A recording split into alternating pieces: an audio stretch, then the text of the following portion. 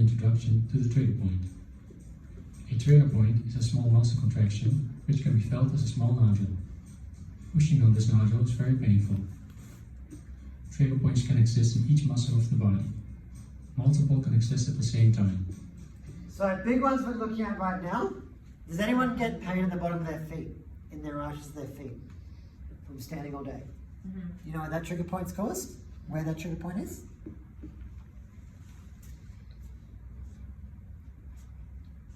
Because your calves are over engaged. So by standing all day, you've got to think, yes, my bottom of my feet's hurting, but why is it hurting? It's because my calves are tight and it's pulling. So what you do, you release your trigger point in your calves and your Achilles, the pain goes away. That's why massage is so important, right? Yeah. Massages, like we overlook it, like, oh no, like massage super expensive, but it's actually it's needed. You know, it's really important as well. Okay. Going full range of exercise. Ah. So you know what? That prevents this type of shit from occurring. Second trigger point we're looking at right now. Does anyone get pain in the back of their knee? Back of your knee. Does anyone get pain in the back of your knee? Is it tibialis? Yeah, sometimes. Sometimes. You know what it's caused by? Semimembranosus tightness in your hamstring from flexion of your knee. So what that caused by? There's a muscle bounce. So that means there's more strength in the flexion of your knee compared to hip extension. So how do you prevent pain in the back? You know, people say, oh, my knees are fucking sore. You know how you prevent that? What actions do your knees do? They flex, they extend. Stretch. They hip extend, they knee extend. So what do your program need to do? All those four movements.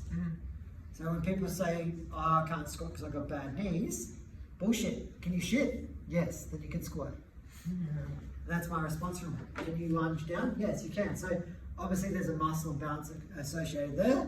Most likely if you've got bad knees, it's because you're not doing remaining deadlifts. You've got a trigger point in your hamstring due to the fact that the plantaris muscle in the back of your knee is doing your hamstrings work.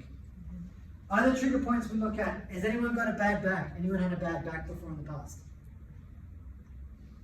Like lower back pain? Lower back pain. No. Yeah. Yeah, most trigger points for lower back are in one of these glute muscles. Or the psoas. Yep, so when it turns around. The big one we're looking at right now, most shoulder pain, lats, teres minor, rear delts, triceps, is what most shoulder pain goes by. So, for example, if you've got pain in the front of your shoulder, it's not a shoulder, it's a trigger point in your bicep. So if someone says to me right now, can I bring it up? If someone says to me right now, oh, I've got pain in the front, what do? If I went like this, inside the bicep, they'd be, oh my God. So what can you do? Put your head over a barbell and just roll the barbell out. Get rid of the trigger point in your barbell. If you've got pain in the back of your shoulder, it's the tricep.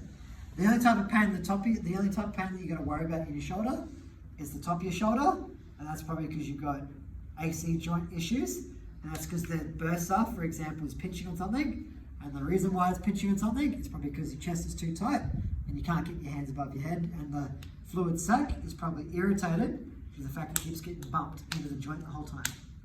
So you know how you prevent all this? Massaging. For every push, there's a pull. For every up, there's a down. Full range of motion gets rid of most trigger points, or prevents most trigger points. Next ones we look at, most neck pain, or most headaches. The neck. Neck, why is that the case? Because it's pulling. Because it's engaged. Why is it engaged? Because it's tight. Yep, because potentially we're having a poor posture, we're leaning forward, again, too much tightness in the chest, not enough strength in the back. People go, oh yeah, but I train back. Look at your movements. How much chest are you doing? How much back are you doing? What's your day job like? Are you sitting at a desk all day? If the answer is yes, maybe part of your workouts, do some Y-flies, do some cable face pulls, do some like ITW raises. Get some shoulder stability exercises going in the warm-up. Do some band pull-aparts daily. And what you find is issues go away. Hang from a bar, for God's sakes. You go to every orthopedic surgeon who does shoulder reconstructions for people who have got long-term scar tissue from trigger points.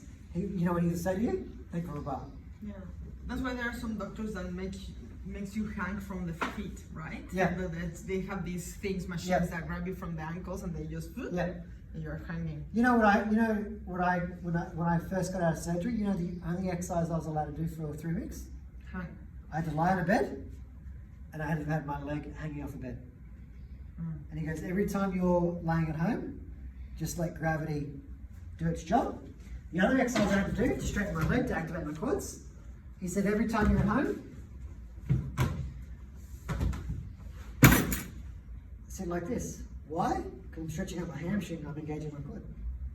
Let gravity do its thing. Okay. So like people like 12 weeks, I had to it took me forever to straighten my leg because I